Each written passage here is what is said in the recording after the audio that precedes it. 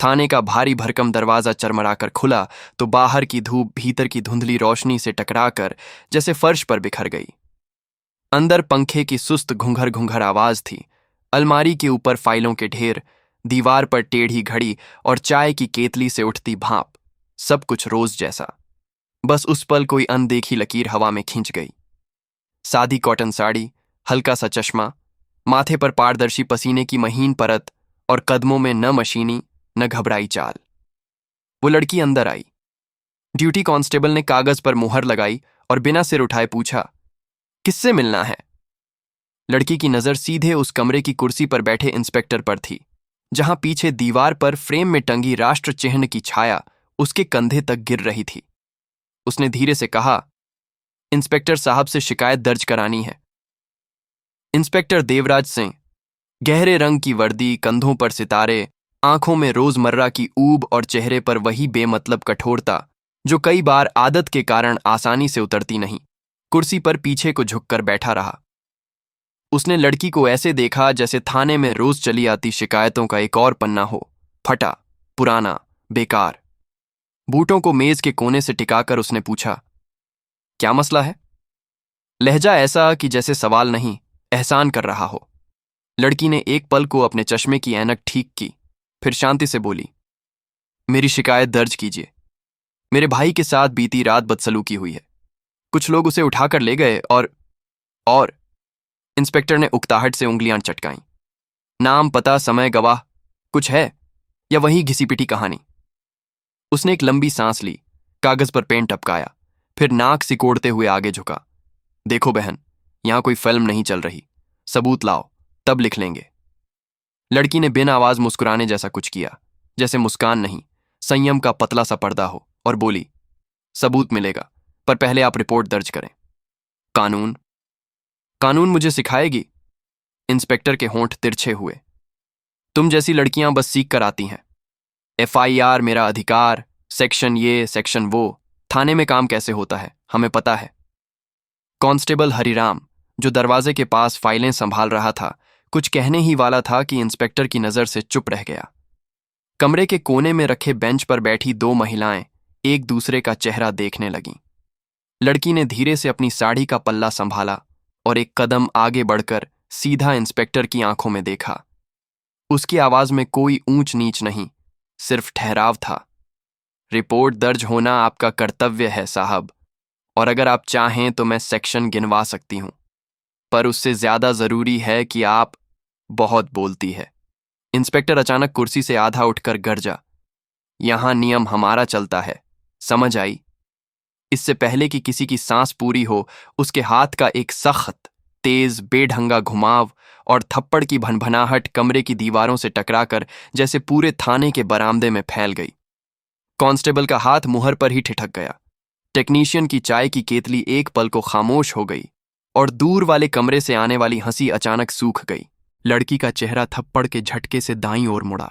चश्मा थोड़ा तिरछा हुआ, पर उसकी आंखें, वही शांत, ठंडी, असामान्य रूप से स्थिर आंखें इंस्पेक्टर के चेहरे पर टिके रह गए। न चीख, न आंसू, जैसे घड़ी की टिक टिक अचानक बंद हो गई हो, पर समय चल रहा हो। उसने उसी खामोशी में चश्मा ठीक किया, हथेली से गाल नहीं छुआ, पल्ला नहीं संवारा, बस हल्का सा सिर उठाया और धीरे से बोली, काम कीजिए इंस्पेक्टर साहब, अभी। एक क्षण को कमरे में कोई धूल का कण हवा में ठहरा हुआ जान पड़ा। कांस्टेबल हरिराम ने अपने भीतर जमा डर को हंसी से ढकने की कोशिश की। मैडम, आप बैठ जाइए। पर शब्द उसके मुंह से निकलते निकलते ही सूखे रह गए, क्योंकि दरवाजे के बाहर से कड़क आवाज आई, थाने के रोजनामचे की कॉपी कहाँ है और ड्यूटी ऑफिसर? साथ ही 2-3 तेज कदमों की आहट, किसी के जल्दबाजी में उठते हुए कुर्सी उलटने की खटपट, और अचानक उस लड़की के शांत चेहरे पर नए अर्थ उभर आए, जिन्हें कोई अभी पढ़ नहीं पा रहा था। इंस्पेक्टर देवराज ने भौहें चढ़ाईं। कौन है वहां? उसके स्वर में वैसा ही ऐंठा अधिकार था, पर उसमें एक बाल भर की कसमसाहट शामिल हो गई थी, जैसे कोई अनजान चुभन जिसका स्रोत अभी दिखा नहीं। लड़की ने बिना पीछे देखे उसी स्थिर आवाज में कहा, आपके ही मुंह से सुनना अच्छा लगेगा। जब आप रोजनामचा खोलेंगे, वहां बहुत सी चीजें दर्ज होती हैं साहब, और आज एक और दर्ज होगी। दरवाजा और खुला। 2 लोग अंदर आए।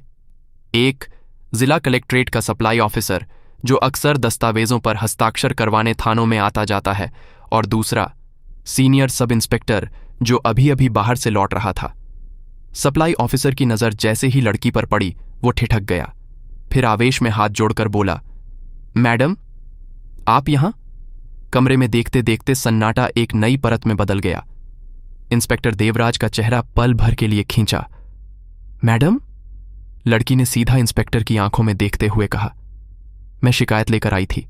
आपने थप्पड़ देकर उसे दबाने की कोशिश की। अब वही थप्पड़ आपको नियम समझाएगा।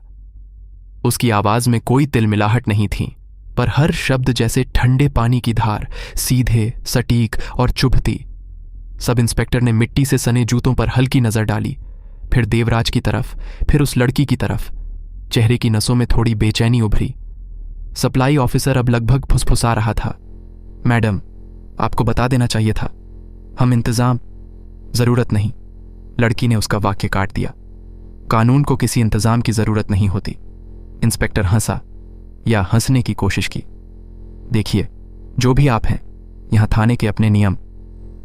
हां हैं, लड़की ने पहली बार अपनी आवाज में हल्की धार दिखाते हुए कहा, और उन नियमों में यह भी है कि कोई अधिकारी शिकायतकर्ता को हाथ नहीं उठा सकता, और अगर उठाए तो उसके खिलाफ तुरंत कार्रवाई। उसकी आंखें एक पल के लिए दीवार पर पड़े कैमरे को देख आईं, पुराना सीसीटीवी, फिर वापस इंस्पेक्टर पर टिक गईं। सीसीटीवी चल रहा है ना कांस्टेबल? हरिराम के गले में जैसे हड्डी अटक गई। उसने जल्दी से कहा, जी मैडम। फिर जल्दी जल्दी डीवीआर की हरी बत्ती पर नजर दौड़ा दी। इंस्पेक्टर देवराज का माथा अब सच में सिकुड़ चुका था। उसे लगा जैसे फर्श थोड़ी सी सरक गई है। तुम होती कौन हो आदेश देने वाली? उसने आखिरी दांत भींचे हुए शब्द निकाले।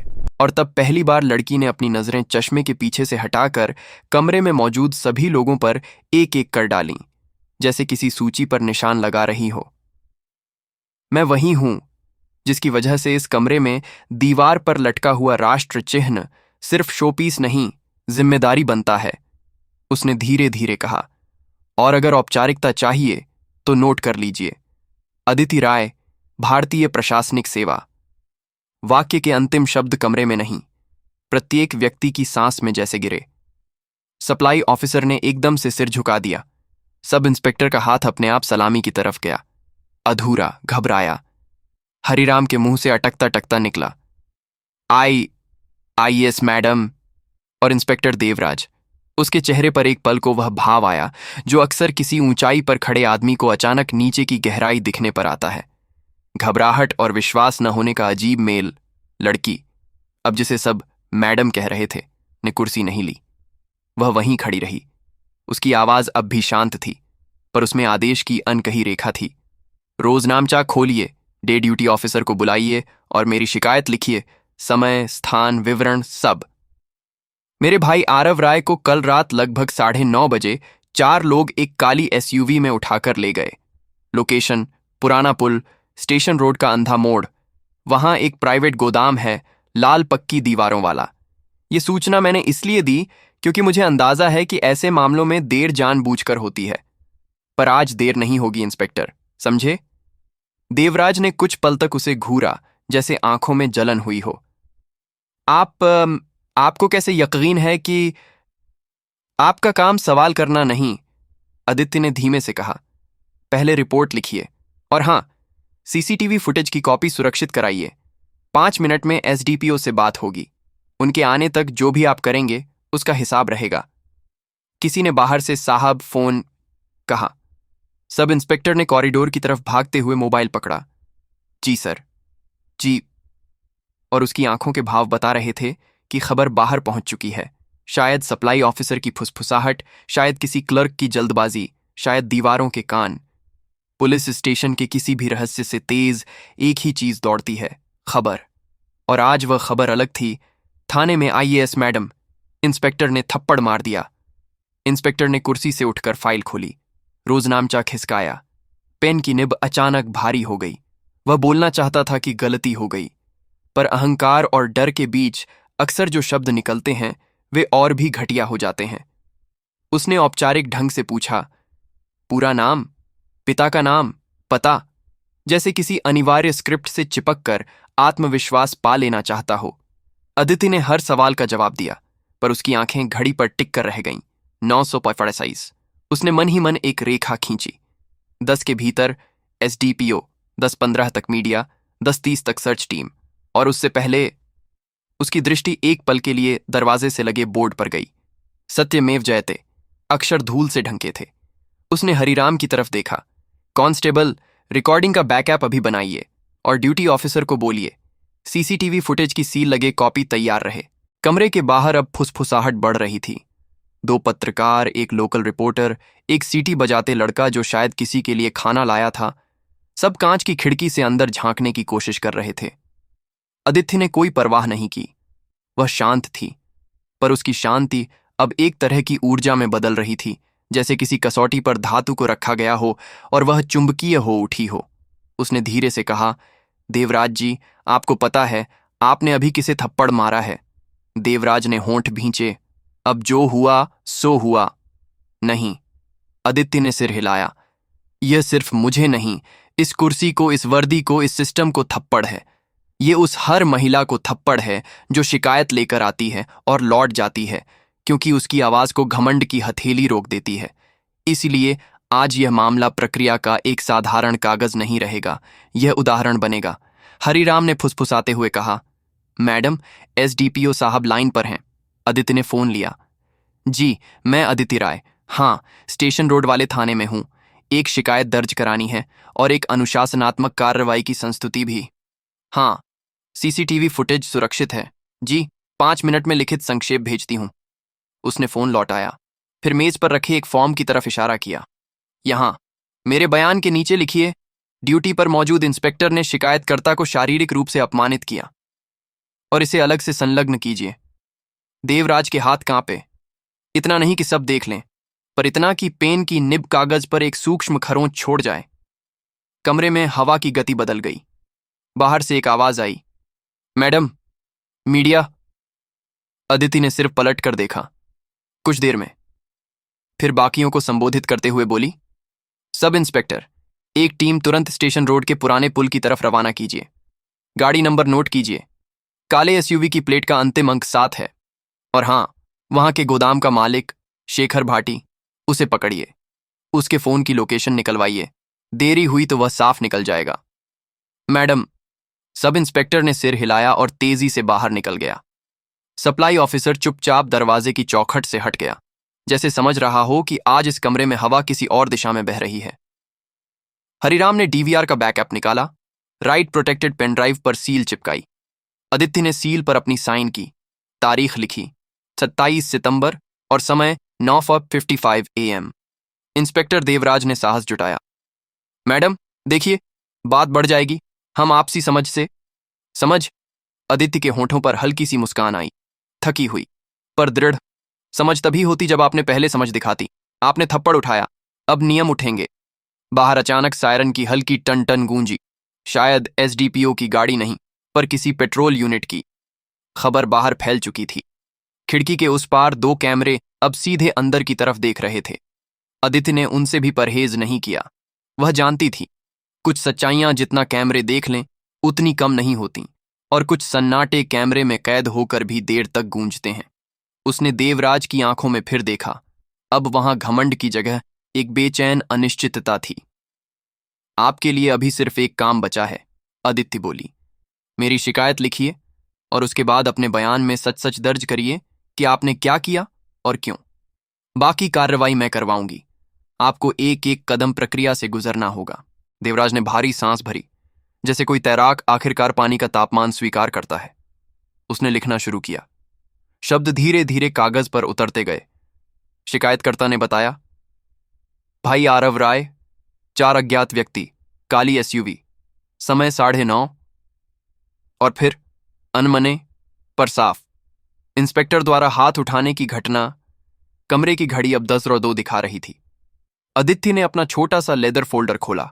अंदर एक सूची, कुछ नाम, कुछ स्थान, जैसे वर्षों की आदत से वह हमेशा तैयार रहती हो। उसने हरिराम से कहा, ये नाम एसडीपीओ को व्हाट्सएप कर दीजिए। और हाँ, थाने के शिकायत रजिस्टर में इस केस को हाई प्रायोरिटी मार्क कीजिए। कोई भी कागज इधर उधर नहीं होगा। जो हुआ है वह सब लिखा जाएगा। बाहर से एक महिला अंदर आई, वही जो बेंच पर बैठी थी। उसकी आंखों में चमक थी, मिश्रण डर, सम्मान और उम्मीद का। वह बोली, मैडम, अगर आज ये हो सकता है तो शायद। उसकी आवाज टूट गई। अदिति ने सौम्यता से कहा, आज से होगा, पर यह किसी एक की लड़ाई नहीं। ये कागज की, नियमों की और सही लोगों के सही वक्त पर खड़े होने की लड़ाई है। देवराज ने एक बार फिर कलम रोकी। उसने सोचा, क्या सच में? उसे अपने मन के भीतर एक छोटा सा पुराना चेहरा दिखा, वर्दी पहनने के पहले दिन का, जब उसने कसम खाई थी। उस कसम पर धूल जमी थी। आज किसी ने उसकी धूल उड़ा दी। पर कसम का चेहरा हमेशा सुंदर नहीं होता, वह कठोर भी होता है। और आज कठोरता उस पर लौटने वाली थी। अदिति ने एक आखिरी बार कमरे पर नजर दौड़ाई। रोजनामचा खुला, शिकायत दर्ज, फुटेज सुरक्षित, टीम रवाना, खबर बाहर। और इंस्पेक्टर, जिसने एक थप्पड़ से जो शुरू किया था, अब दस्तावेजों के बोझ तले अपने ही हस्ताक्षरों में फंसता जा रहा था। उसने शांत स्वर में कहा, यह तो शुरुआत है देवराज जी। आगे जो होगा वह प्रक्रिया बताएगी। और प्रक्रिया कभी किसी की नहीं होती, वह सबकी होती है। अभी के लिए आप अपना बयान पूरा कीजिए। और हां, जिस पल आपने हाथ उठाया उसी पल से यह मामला व्यक्तिगत नहीं रहा, समझे? घड़ी की सुइयों ने टक टक करके एक नया मिनट चढ़ा दिया। बाहर की गलियारे में दौड़ते कदमों की आहट, फोन की घंटियां, मीडिया की धीमी फुसफुसाहट और कमरे के अंदर फैला एक अदृश्य संतुलन, जिसमें एक थप्पड़ की गूंज और एक खामोशी की ताकत साथ साथ बैठी थीं। इस अध्याय का पर्दा अभी उठा ही था। असली खेल, खुलासे, डर और न्याय का अगले मोड़ पर इंतजार कर रहा था।